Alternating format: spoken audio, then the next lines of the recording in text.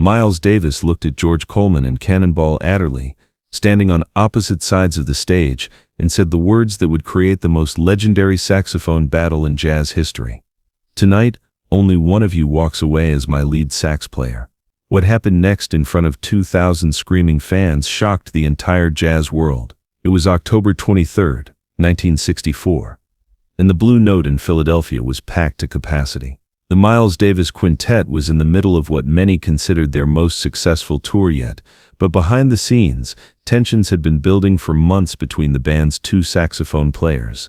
George Coleman, 29 years old and hungry for recognition, had joined Miles's band just 8 months earlier. He was technically brilliant, with a sound that could cut through any arrangement and a work ethic that impressed even Miles himself. But George had one problem that was eating him alive from the inside. He was constantly being compared to the man who had held his position before him. Cannonball Adderley was jazz royalty. At 36, he was 7 years older than George, and had the kind of reputation that opened doors and commanded respect wherever he went.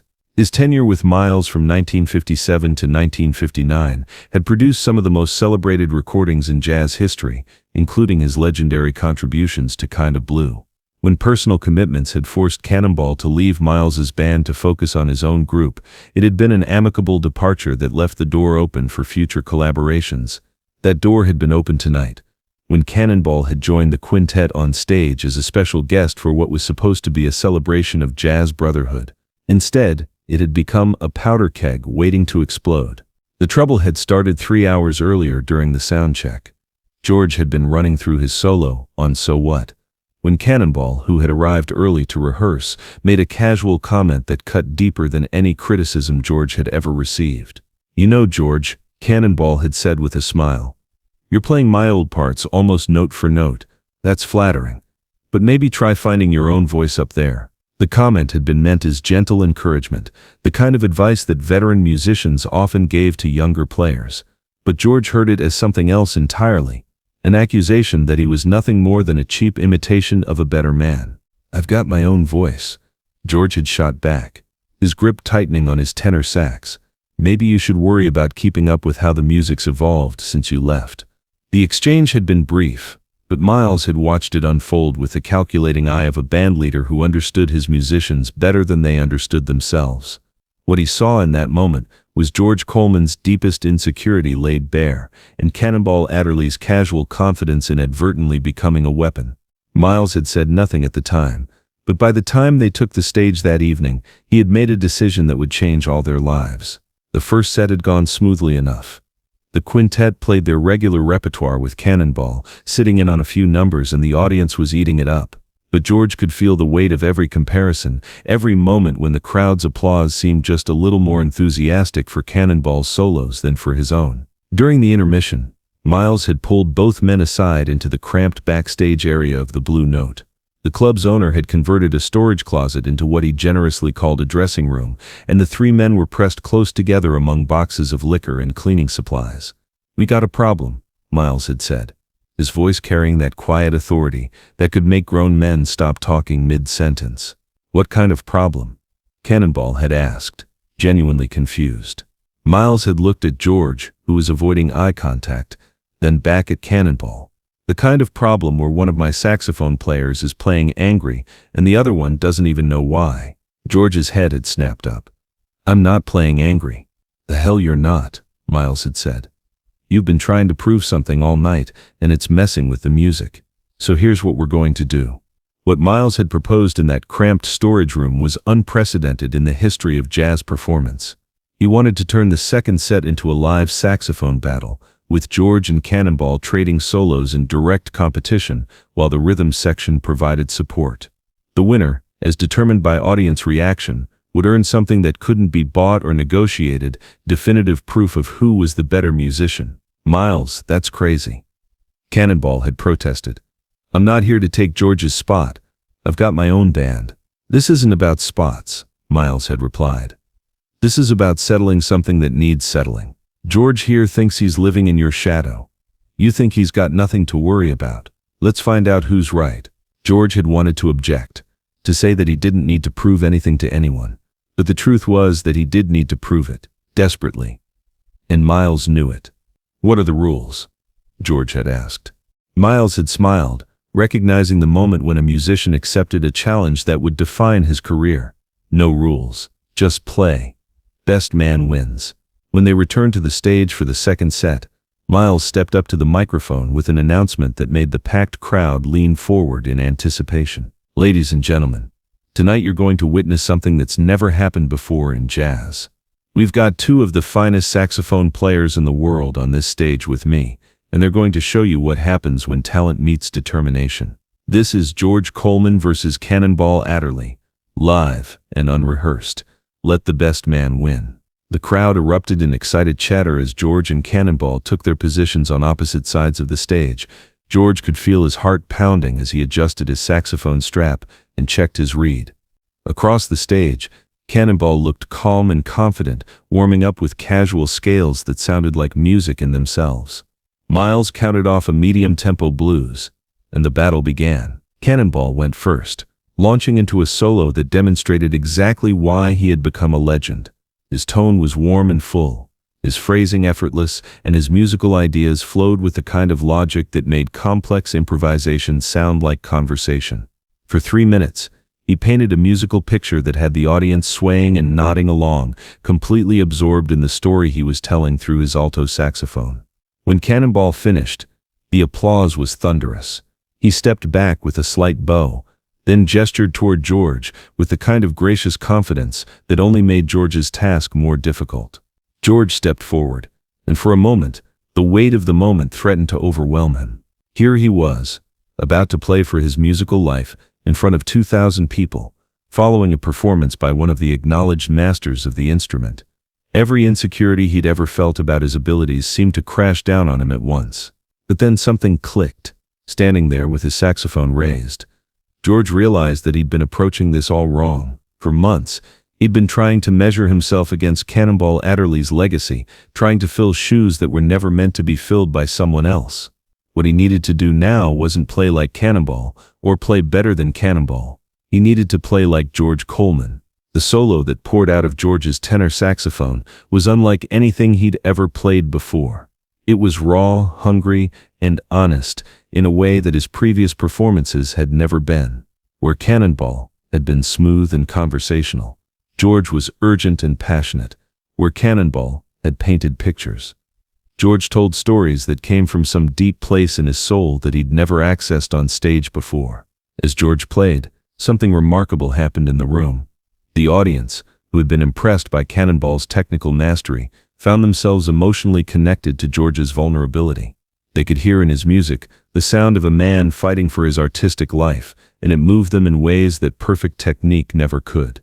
When George finished his solo, the silence that followed was different from the appreciative quiet after Cannonball's performance. This was the silence of people who had been genuinely surprised by what they'd heard.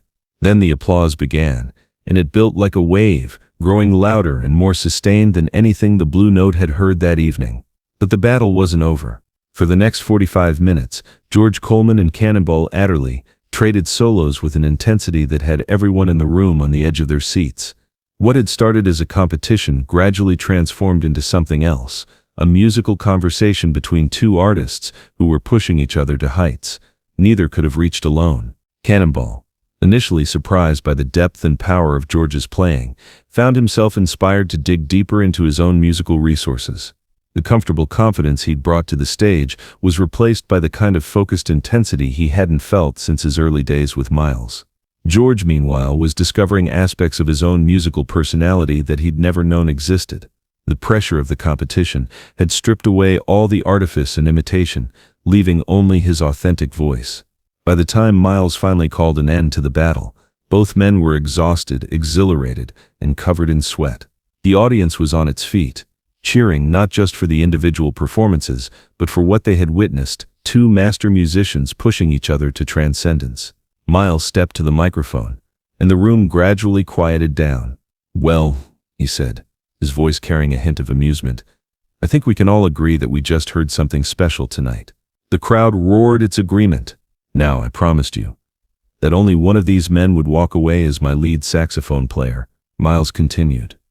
"But here's the thing about promises made by musicians. Sometimes the music changes the rules. Miles walked over to where George and Cannonball were standing, both men breathing hard and waiting for his verdict. "George Coleman," Miles said, "tonight you found your voice. You stopped trying to be someone else and started being yourself. That's what I've been waiting to hear from you for 8 months." He turned to Cannonball. "And you, Cannonball, you reminded me why I hired you in the first place all those years ago. You made him better by being better yourself." Miles paused, looking out at the expectant crowd. "So here's what we're going to do. George Coleman remains my tenor saxophone player, and Cannonball Adderley. You're going to record with us next month on the album we've been planning." The announcement sent the crowd into another frenzy, but Miles wasn't finished. "See, what happened here tonight wasn't a competition," he said. "It was a collaboration. These two men didn't try to destroy each other.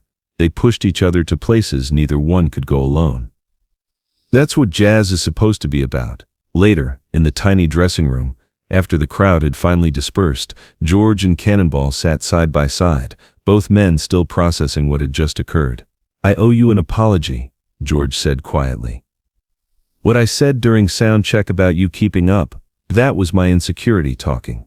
Cannonball nodded. "And I owe you an apology too.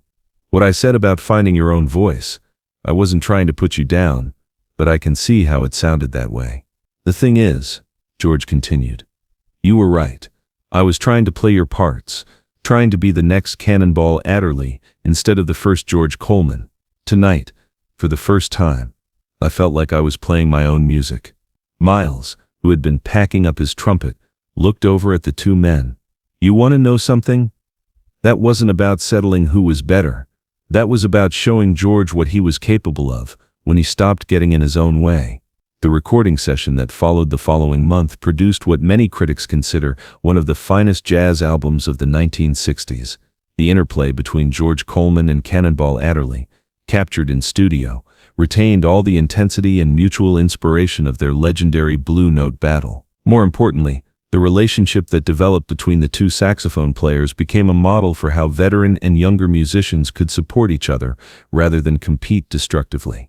George Coleman went on to develop into one of the most distinctive voices in modern jazz, his style ultimately bearing no resemblance to Cannonball's approach, but standing as completely valid and valuable on its own terms. The recording of that night at the Blue Note, captured on a single microphone by the club's owner, became one of the most sought-after bootleg recordings in jazz history. When it was finally released officially 20 years later, it was hailed as a perfect example of competitive collaboration at its finest. Jazz historians often point to that October night in Philadelphia as a turning point in how musicians approached the balance between individual expression and mutual support. The idea that competition could enhance rather than diminish collaborative music became a cornerstone of the jazz education that developed in the following decades. Miles Davis typically had the last word on the subject in an interview years later. "People always want to know who won that night at the Blue Note. The answer is simple. The music won. George found himself, Cannonball rediscovered his passion, and everyone in that room heard something they'd never heard before. That's not competition. That's jazz." Today, music schools still study the Blue Note battle as an example of how pressure and support can combine to push artists beyond their perceived limitations. The lesson isn't about winning or losing, but about the courage to be vulnerable in service of something greater than individual ego.